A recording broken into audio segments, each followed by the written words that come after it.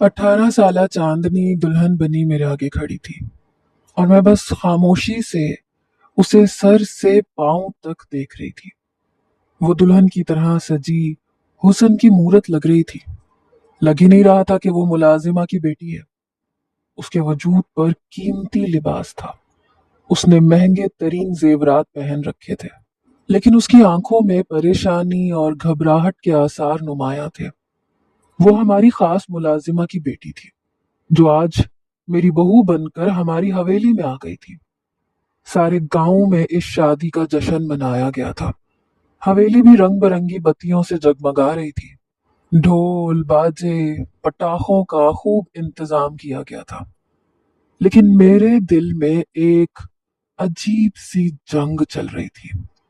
मैं जानती थी कि ये बेजोड़ शादी किसी भी तरह मुनासिब नहीं है। ये शादी दो जिंदगियों की बर्बादी थी, क्योंकि मेरा बेटा ना सिर्फ एक छोटा बच्चा था, बल्कि शादी जैसी जिम्मेदारी से अभी ना आशना था। एक 13 साला बच्चे को इतनी समझ ही कहाँ होती है कि वो इस रिश्ते की बारीकियों और नौयत को समझ सके। ये तो बस मेरे शौहर की जिद थी कि बेटे के मुंह से निकली हर बात उन्हें पूरी करनी थी। लेकिन अगर मेरी नजर से देखा जाता तो ये इस लड़की पर जुल्म था, क्योंकि वो मेरे बेटे से ज्यादा बेहतर लाइफ पार्टनर डिजर्व करती थी।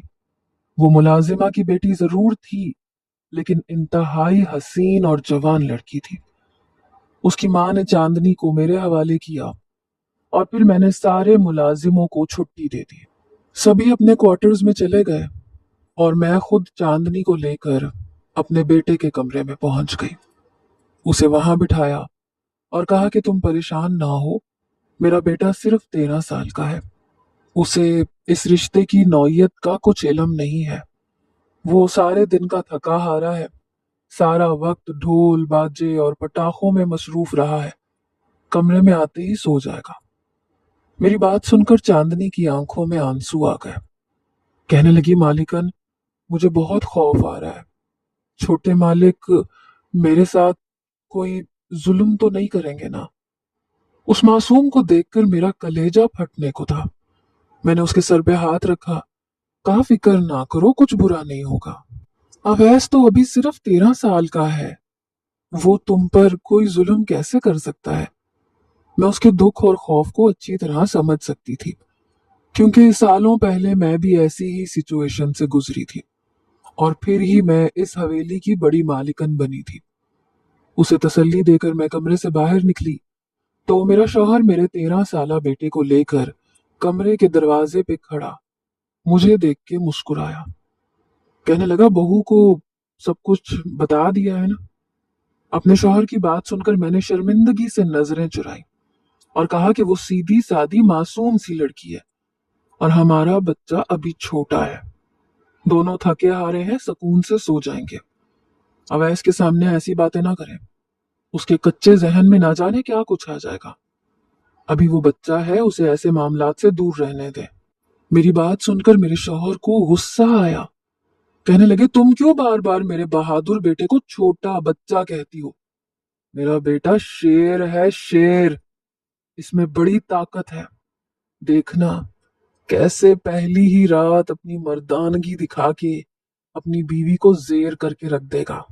तुम्हें बहू को सब कुछ बता देना चाहिए था, ताकि वो ज्यादा शोर शराबा ना करे। मेरा दिल चाहा मैं अपने शौहर को गिरेबान से पकड़ लूं, कहूं कि खुदा के वास्ते इन बच्चों पे रहम करो। ना मेरा बच्चा इतना बड़ा है और ना वो लड़की इस जुल्म के लिए तैयार है। मगर मैं अपने शौहर के आगे मजबूर थी, इसलिए खामोशी से सर झुका के रह गई। और फिर मेरे शौहर ने मेरे बेटे के कंधे पे थपकी दी।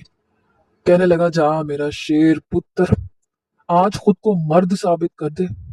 बता दे तेरी रगों में किसका खून दौड़ रहा है। मेरा बेटा अपने बाप से थपकी लेकर मुस्कुराता हुआ अपने कमरे में चला गया और मेरा दिल धक से बैठ गया था। ये रात मुझ पर बहुत भारी थी। न जाने मेरा बेटा अपनी बीवी के साथ किस तरह पेश आता। मुझे तो ये खौफ भी सता रहा था कि कहीं मेरे शौहर ने उस मासूम से बच्चे को कोई उल्टी सीधी पट्टी ना पढ़ा दी हो। یا پھر شادی کی رات کے حوالے سے کوئی ایسی بات نہ اس کے ذہن میں ڈال دی ہو جس کی وجہ سے دونوں بچوں کو پریشانی کا سامنا کرنا پڑے۔ میرا شوہر خوشی سے چوڑا سینہ لیے مردوں کی اوتاق کی طرف چلا گیا، جہاں اس کے دوست یار رات کے اس وقت موجود رہتے تھے، لیکن میں نے کمرے میں جانے کے بجائے عبادت گاہ میں جانا مناسب سمجھا۔ میرے گھر میں نے علیحدہ سے نماز اور عبادت کے لیے کمرہ بنوایا ہوا تھا۔ میں وضو کر کے وہاں پہنچ گئی، جائے نماز پہ بیٹھ کر اپنے بچوں کے حق میں دعا مانگنے لگی۔ سالوں پہلے میں شہر سے یہاں اپنے بابا کے ساتھ آئی تھی۔ میرا یہاں آنے کا مقصد صرف اپنے بڑے بابا کی فیملی سے ملنا تھا، لیکن یہاں آنے کے بعد اچانک ہی کسی نے میرے بابا کو قتل کر دیا، اور پھر میرے بڑے بابا جو زمیندار تھے انہوں نے مجھے واپس نہ جانے دیا اور زبردستی میری شادی اپنے بیٹے جمال خان سے کروا دی۔ بابا کے سوا میرا آگے پیچھے کوئی نہیں تھا، اس لیے ان کے مرتے ہی بڑے بابا میرے والی وارث بن گئے، اور انہوں نے خود ہی میری زندگی کا بھیانک فیصلہ کر دیا۔ ان کا بیٹا نہ پڑھا لکھا تھا، نہ اس کے اندر انسانیت تھی، لیکن میں گاؤں کے ریتی رواجوں کی بھینٹ چڑھی اور ایک ایسے شخص کی بیوی بن گئی جس کے ساتھ نہ میرا ذہن ملتا تھا اور نہ مزاج۔ اس دن سے لے کر آج تک میں نہ ہی زمینداروں کی رسم و رواجوں کو سمجھ پائی، نہ میرا دل اس حویلی میں رہنے والے لوگوں کی طرح سخت ہوا، بلکہ میں ہر ظلم پر بہت روئی تھی۔ میرا بس نہیں چلتا تھا کہ کسی طرح اپنے شوہر اور اپنے بڑے بابا کو سدھاروں، انہیں ان کی غلطیوں کا احساس دلاؤں، انہیں بتاؤں کہ گاؤں کے لوگ بھی انسان ہیں، انہیں بھی جینے کا حق ہے۔ لیکن میرے بڑے بابا ظلم و ستم ڈھاتے ڈھاتے اس دنیا سے چلے گئے، اور جاتے جاتے اپنی گدی میرے شوہر کو سونپ گئے۔ میں نے اپنے شوہر کو سمجھانا چاہا، لیکن ان کی رگوں میں جو خون دوڑ رہا تھا وہ ہمیشہ ایسے ہی جوش مارتا تھا۔ پھر میں بیٹے کی ماں بنی تو میں نے سوچا میں اپنے بیٹے کی اچھی تربیت کروں گی، اسے اپنے باپ کے نقش قدم پر چلنے نہیں دوں گی۔ میں خود تعلیم یافتہ تھی، اس لیے اپنے بیٹے کو پڑھانا چاہتی تھی، لیکن یہاں بھی میں اپنے جاہل شوہر کے آگے ہار گئی۔ نہ انہوں نے میرے بیٹے کو تعلیم حاصل کرنے دی، نہ اسے شعور کی منازل طے کرنے دی، بلکہ جیسے اس نے شادی کی بات کی، میرے شوہر نے جھٹ پٹ اس کے لیے لڑکیوں کو تلاش کرنا شروع کر دیا، اور پھر انہیں ہماری پرانی ملازمہ کی بیٹی نظر آ گئی جو بہت ہی زیادہ خوبصورت اور جوان تھی۔ میرے شوہر نے خود اس کا رشتہ مانگا تو ملازمہ کی ہمت نہ ہوئی کہ وہ اپنے مالک کو انکار کرتی، اور نہ چاہتے ہوئے بھی اس نے اپنی بیٹی کا رشتہ میرے 13 سالہ بیٹے کے لیے دے دیا۔ سارے گاؤں میں خبر پھیل گئی کہ چھوٹے سائیں کی شادی ہے، تو جشن کا سماں ہو گیا۔ مجھے تو گاؤں والوں کی سوچ پر بھی افسوس ہو رہا تھا، جو چاندنی کو خوش قسمت قرار دے رہے تھے کہ وہ گاؤں کے ایک چھوٹے سے گھر سے اٹھ کر حویلی کی مالکن بننے والی تھی، جبکہ اگر کوئی میری نظر سے دیکھتا تو وہ سکون کی دنیا سے نکل کر زنجیروں میں جکڑنے جا رہی تھی۔ میرے نزدیک یہ حویلی ایک قید خانے کے سوا اور کچھ نہیں تھی۔ ہزار کوششوں کے باوجود بھی میں اپنے شوہر کو اس رشتے سے روک نہ سکی، اور آج کی رات چاندنی میری بہو بن کر اس گھر میں چلی آئی، لیکن میں نہیں چاہتی تھی کہ جو زور زبردستی اور ظلم میرے ساتھ ہوا وہ چاندنی کے ساتھ بھی ہو۔ میں عبادت کرتے ہوئے بس یہی دعا مانگ رہی تھی کہ کچھ بھی برا نہ ہو، میرا بیٹا کوئی غلط قدم نہ اٹھائے اور چاندنی کی زندگی برباد نہ ہو۔ پھر تھکن کی وجہ سے مجھے نیند لگ گئی۔ صبح ملازمہ کے اٹھانے پر میری آنکھ کھلی۔ میں نے ملازمہ سے کہا کہ جا کے چاندنی اور چھوٹے مالک کو بھی اٹھا دو تاکہ وہ لوگ ناشتے کے لیے تیار ہو کر آ جائیں۔ ملازمہ جی اچھا کہہ کے چلی گئی، لیکن تھوڑی دیر بعد دوڑتی ہوئی واپس آئی، کہنے لگی چاندنی بے ہوش ہے، اسے کسی طرح ہوش نہیں آ رہا۔ یہ سن کر میرے اوزان خطا ہو گئے۔ میں بھی اپنے بیٹے کے کمرے کی طرف بھاگی، لیکن وہاں جا کر میرے ہوش بھی اڑ گئے، کیونکہ چاندنی کی حالت بے حد خراب تھی، جبکہ میرا بیٹا اس کے برابر میں गहरी नींद सोया पड़ा था। बड़ी मुश्किल से मैंने अपने बेटे को जगाया, पूछा चांदनी को क्या हुआ है, तो उसने कोई खास जवाब नहीं दिया। बात जब मेरे शौहर तक पहुंची तो वो भी चले आए। फिर गांव की ही दाई को चेकअप के लिए बुलवा लिया गया। दाई चेकअप करके कहने लगी कि ये केस अब मेरे बस में नहीं है, आप इसे शहर ले जाएं, क्योंकि खून काफी ज्यादा बह चुका है, इसे किसी बड़े डॉक्टर को दिखाना होगा। ये सुनकर तो मेरी जान ही निकल गई।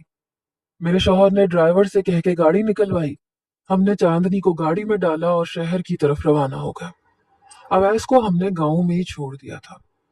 1 घंटे बाद हम शहर के एक बड़े अस्पताल में दाखिल हुए तो डॉक्टर ने चांदनी को हाथों हाथ लिया, और फिर कुछ ही देर बाद जब वो चांदनी का चेकअप करके कमरे से बाहर निकली तो कहने लगी कि आपकी बहू की हालत बहुत नाजुक है, उसे कम से कम 2 खून की ड्रिप्स चढ़ेंगी। आपके बेटे ने तो उसकी हालत खराब कर दी है। आपका बेटा क्या 10 मर्दों जितनी ताकत रखता है? वैसे तो ये पुलिस केस बनता था, लेकिन आप लोग इज्जतदार लोग लगते हैं, इसलिए जब तक लड़की होश में आकर कोई बयान नहीं देती हम पुलिस को इस मामले में इन्वॉल्व नहीं करेंगे।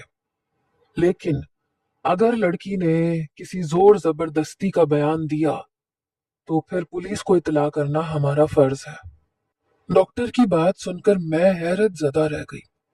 मैं तो उसे ये भी नहीं बता सकी कि मेरा बेटा सिर्फ 13 साल का है। डॉक्टर ने खून का इंतजाम करने का कह दिया और फिर वो वापस कमरे में चली गई। मैंने हैरत और परेशानी से अपने शौहर को देखा, जिसकी आंखों में बड़ी चमक थी और चेहरे पे खुशी थी। वो कहने लगे, देख लो, तुम जिसे बच्चा कह रही थी उसने कैसी मर्दानगी दिखाई है। तुम्हारी जवान बहू भी तुम्हारे छोटे बेटे के आगे ठहर नहीं सकी। उसने तो हमारे खानदान का नाम रोशन कर दिया। मुझे अपने शौहर की सोच पर बहुत ज्यादा अफसोस हुआ और साथ ही अपने बेटे पर भी बहुत गुस्सा आया, जिसने इतनी कम उम्री में अपनी बीवी के साथ न जाने क्या सलूक किया था। मैंने डरते हुए पूछा कि अगर चांदनी ने होश में आकर कुछ ऐसा वैसा कह दिया और डॉक्टर ने पुलिस को बुला लिया तो क्या होगा? मेरी बात पे मेरा शौहर जोर से हंसा, कहने लगा, तुम्हें अभी तक हमारी ताकत का अंदाजा ही नहीं हुआ। ये पुलिस, थाना, कचहरी, ये सब हमारे हाथ का मैल है, तुम्हें परेशान होने की जरूरत नहीं। मेरा शौहर अपने गार्ड्स के साथ बाहर निकल गया और मैं बेचैनी से दरवाजे के साथ लग के खड़ी हो गई। डॉक्टर ने हमें अभी चांदनी से मिलने की इजाजत नहीं दी थी, क्योंकि वो पूरी तरह अपने होश में नहीं थी। ये सोच सोच के मेरा सर फटा जा रहा था कि मेरा 13 साला बेटा इतना बड़ा जुल्म कैसे कर सकता है। वो तो इतना ताकतवर भी नहीं था कि एक 18 साल की जवान लड़की को काबू कर सकता। फिर चांदनी का यह हाल कैसे हुआ? मैं कॉरिडोर में सर पकड़ के बैठ गई, खुदा से दुआ मांगने लगी कि चांदनी को होश आ जाए और वो कोई ऐसी वैसी बात ना कहे। मेरी आंखों में आंसू आ रहे थे। ये अब से कोई महीना पहले की बात है। नाश्ते की टेबल पर मेरे शौहर और अवैस एक साथ बैठे थे कि अचानक ही अवैस ने शादी का जिक्र निकाल दिया। फिर जिद करने लगा कि बाबा मेरी दुल्हन लेके आए, मुझे भी दुल्हन चाहिए। वो उस उम्र में था जब ना शादी का सही मतलब पता होता है, ना शादी से जुड़ी जिम्मेदारियों का एहसास होता है। लेकिन मेरे शौहर ने बेटे की जिद सुनते ही कह दिया कि अगर मेरा बेटा शादी करना चाहता है तो मैं एक से बढ़कर एक खूबसूरत लड़कियों को देखूंगा और फिर अपने बेटे के शायान शान किसी लड़की को रुखसत करवा के ले आऊंगा। शौहर की बात सुनकर मेरे होश ठिकाने आ गए थे। बजाय इसके कि वो बेटे को समझाते, उल्टा वो उसकी बात को बढ़ावा दे रहे थे। मैंने एक नजर अपने 13 साला बेटे अवैस पर डाली, जो मासूमियत से मुस्कुरा रहा था, और दूसरी नजर अपने शौहर पे, जो अपनी बड़ी बड़ी मूंछों को ताव देता फखर से अपने बेटे को देख रहा था। हिम्मत करके बड़ी मुश्किल से मैंने अपने शौहर से कहा, साईं, ये तो अभी बच्चा है, 13 साल का है, इस उम्र में शादी कौन करता है? मैं तो चाहती थी आप इसे शहर भिजवाएं, पढ़ाएं लिखाएं। इसके पढ़ने लिखने के दिन है। फिर इसे परदेश भेजिए। ये तालीम हासिल करके लौटेगा तो हम खुद इसकी धूमधाम से शादी भी कर देंगे। मेरी बात सुनकर मेरे वडेरे शौहर ने मेरी तरफ घूर के देखा। कहने लगा, औरत की अकल घुटनों में ही होती है। जब भी बात करती है बेतुकी बात ही करती है। जब मेरे पास इतनी दौलत है, जमीन है, जायदाद है, तो मेरे बेटे को स्कूल विस्कूल की क्या जरूरत है? ये तालीम गरीबों के लिए होती है। मेरे बच्चे को सब कुछ ऐसे ही मिल जाना है। मेरे मरने के बाद ये सब कुछ मेरे अवैस का ही होना है। नौकर चाकर जमीनें, हमारी खानदानी गद्दी भी इसी के नाम होगी। अच्छा है मैं अपनी जिंदगी में इसकी शादी देख लूं, इसके बच्चों के साथ खेल लूं, तो मुझे सुकून की मौत आएगी। अपने शौहर की बात सुन के मेरा दिल बैठ गया। मेरा शौहर वही करता था जो उसके दिमाग में समा जाता था, और अब उसके दिमाग में ये बात बैठ गई थी कि उसे अवैस की शादी करनी है। अपने बाप को राजी होता देखकर अवैस खुशी से उछल रहा था। वो भी इस माहौल में रहते रहते यहीं का आदी हो गया था। उसे भी पढ़ाई से कोई लगाव नहीं था। अपने बाप की तरह वो भी एक सख्त जमींदार बनने को तैयार था, और यही बात मुझे डराया करती थी। मैं उसकी अच्छी तरबियत करना चाहती थी, लेकिन उस पर मुझसे कहीं ज्यादा अपने बाप का असर हो रहा था। मैंने अपने शौहर को समझाने की बहुत कोशिश की, लेकिन उन्होंने तो लड़कियों की तलाश भी शुरू कर दी।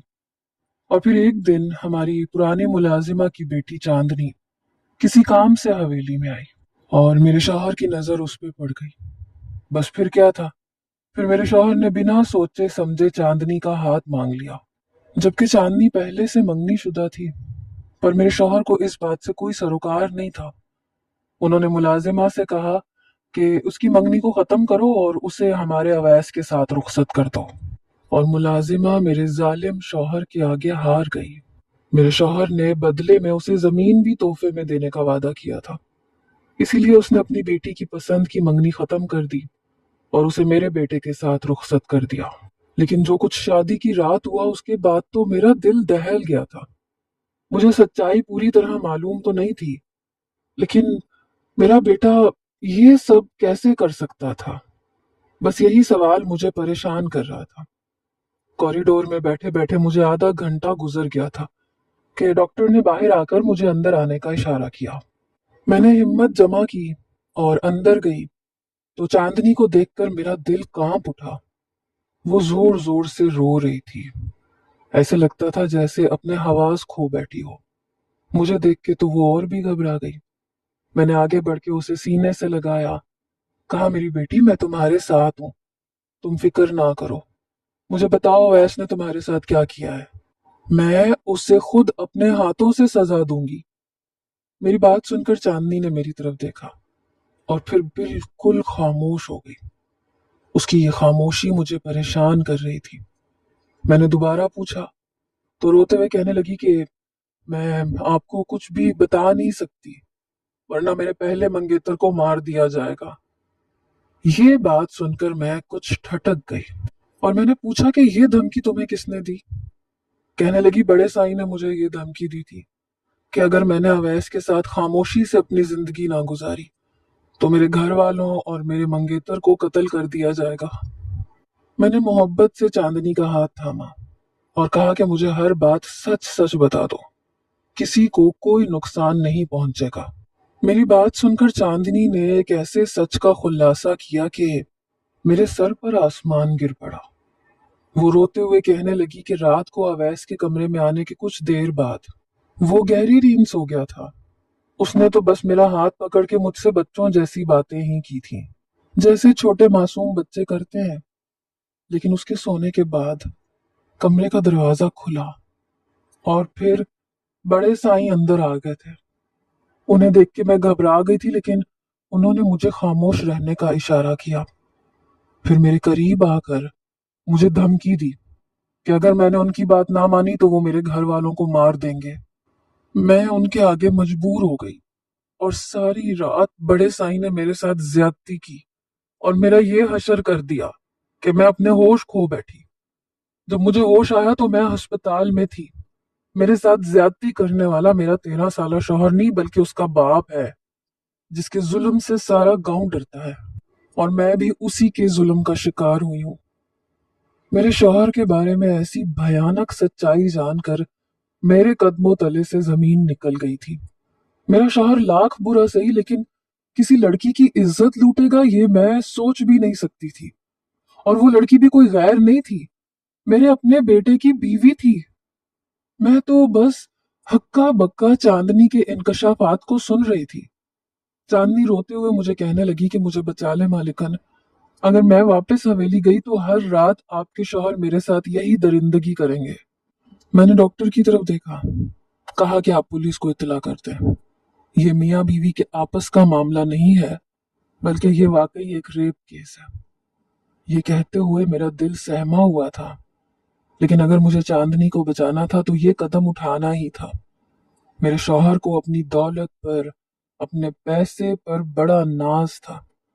مجھے اس کے اسی غرور کو چکنا چور کرنا تھا، کیونکہ پہلے میں سالوں اس کے ظلم کا شکار رہی تھی، اور اب وہ چاندنی کو اسی ظلم کا شکار بنانا چاہتا تھا۔ کچھ ہی دیر بعد پولیس آئی۔ چاندنی نے میرے کہنے پر اپنا سارا بیان ریکارڈ کروا دیا۔ میں نے بھی اپنے شوہر کے خلاف گواہی دے دی۔ پولیس والے میرے شوہر کو پکڑ کے لے گئے۔ میرے شوہر کو تو یقین ہی نہیں آیا کہ چاندنی اپنی زبان کھول دے گی۔ میرا ساتھ پا کر چاندنی نے میرے شوہر کے خلاف بیان دیا تھا، ورنہ شاید وہ کبھی اپنی زبان نہ کھولتی۔ گاؤں والے جانتے تھے کہ میں کیسی ہوں، اور میرے دل میں گاؤں والوں کے لیے کتنا درد ہے، اسی لیے چاندنی نے مجھ پہ بھروسہ کیا۔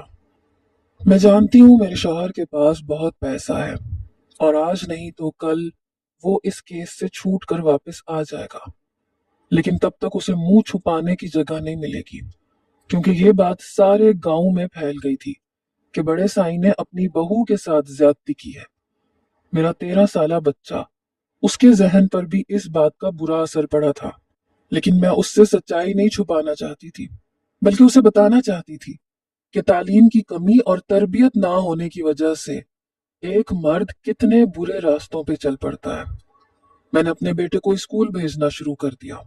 گاؤں کے معاملات میں نے خود سنبھال لیے، اور چاندنی کو اپنے ساتھ اپنے گھر میں جگہ دی۔